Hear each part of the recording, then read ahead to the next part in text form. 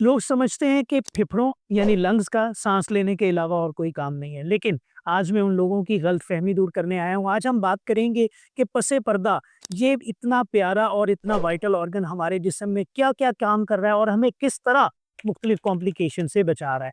सबसे पहले अगर मैं बात करूँ लंग्स का दिल के साथ क्या ताल्लुक है? हमसायगी तो है, दिल बिल्कुल फेफड़ों के साथ-साथ होता है, लेकिन नंबर 1 दिल का काम क्या था? दिल का काम है कि वो ब्लड को पंप करता है और पूरे जिस्म में खून पहुँचाता है। लेकिन अगर किसी वजह से किसी का दिल कमज़ोर हो जाए या वो दिल अच्छे से पंप ना कर पड़े, तो वो एक्स्ट्रा ब्लड कहाँ जाएगा? नंबर 1 लंग्स एक अच्छा सोर्स प्रोवाइड करते हैं उस एक्स्ट्रा ब्लड को स्टोर करके। वो उसके अंदर स्टोर होता है तो उसके साथ हार्ट के ऊपर थोड़ा स्ट्रेस भी कम होना शुरू हो जाता है। नंबर 2 आपने देखा होगा कि ब्लड आप जैसे ही जिस्म से निकालते हैं, फ़ौरन उसको कहीं पे भी डालें तो 1 मिनट के अंदर क्लॉट बन जाता है। बॉडी के अंदर भी इसी तरह वियर एंड टियर होती है और बहुत सारे क्लॉट्स बनते हैं। आपको पता है क्लॉट कहीं पे फँस जाए, स्ट्रोक हो सकता है, लोगों को पल्मोनरी एम्बोलिज़्म हो सकता है, खून की रगों में खून जमने की वजह से लोगों के हाथ-पाँव या उँगली भी कट जाती है। तो ये बने हुए क्लॉट आखिर जाते कहाँ पे?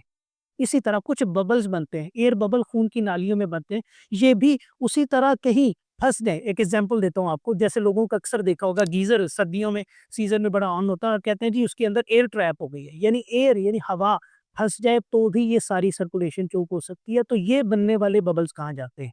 ये क्लॉट और ये एयर बबल हमारे लंग्स यानी फेफड़े क्लियर करते हैं, डेड ज़ोन बना देते हैं, ऐसा एरिया बना देते हैं जिसके अंदर ये क्लियर अप हो जाएँ और हमारी सर्कुलेशन को ब्लॉक ना कर सके।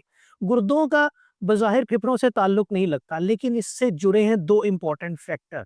नंबर 1 एसीई इन्हिबिटर एक एंजाइम एक ऐसा केमिकल है जो हमारे ब्लड प्रेशर को कंट्रोल करता है। ये किडनी में काम करता है लेकिन एक्टिवेट कहाँ पे होता है? जी, बिल्कुल एक्टिवेट होता है लंग्स यानी फेफड़ों के अंदर। एसिड बेस मेटाबॉलिज्म मेरा ख़्याल है कि एसिड बेस बैलेंस का वो लोगों को ज़्यादा अंदाज़ा होगा जिनके कोई ना कोई प्यारा किसी वजह से किडनी के मसाइल का शिकार है और डायलिसिस पे हो। सो जो एसिड और बेस 2 ही जिस्म के हिस्सों के पास हैं जो बैलेंस कंट्रोल करते हैं। Number 1 lungs and number 2 kidney. ये एक दूसरे के साथ साथ निभाते हैं। वहाँ पे अगर किडनी एसिड नहीं निकाल पाता तो लंग्स उसकी जगह पे हेल्प करके उस एसिड को निकालता है। ब्लड प्रेशर में ये एक दूसरे के साथ बड़ा अच्छा कोऑपरेट और कंट्रोल करते हैं। हमें ऐसा लगता है कि हमारी इम्यूनिटी या कुव्वत मुदाफ़ियत हमें इन्फेक्शन से बचाती है। यस, बिल्कुल ठीक है। जैसे ही खून के अंदर कोई जर्म जाएगा तो हमारे व्हाइट सेल या इन्फेक्शन को रोकने वाले कुछ खुलिये होते हैं जो उसको रोकते हैं। लेकिन वहाँ जाने से पहले क्या होता है? जैसे ही हम साँस लेते हैं तो साँस में हवा के साथ जुड़े हुए बहुत सारे जरासीम जाते हैं, वो कहाँ जाते हैं? First line of defence lungs. Lungs के अंदर वो इन जरासीम को यहीं पे रोक लेता है ताकि ये हमारी बॉडी के अंदर दाखिल ही ना हो सके। नंबर 2 ये इम्यूनिटी के लिए कुछ ऐसी चीज़ें बनाता है जो हेल्प करती हैं कि ये बैक्टीरियाज़ को, वायरस को यहीं पे किल कर दे और हमारी बॉडी को इन्फेक्ट ना कर सके।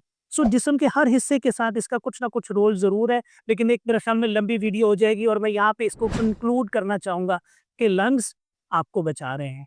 आप उसको बचाएँ ताकि ये आपको बचा सके। गैर ज़रूरी पॉल्यूशन, मास्क का ना इस्तेमाल करना, स्मोकिंग और दूसरे रिस्क फैक्टर जिसकी वजह से हम इसको बीमारी को एक्सपोज़ कर रहे हैं, इतना एक्सपोज़ ना कर दें कि ये कल इसको बचा ना सके। अपना ख़्याल रखें। अल्लाह हाफ़िज़।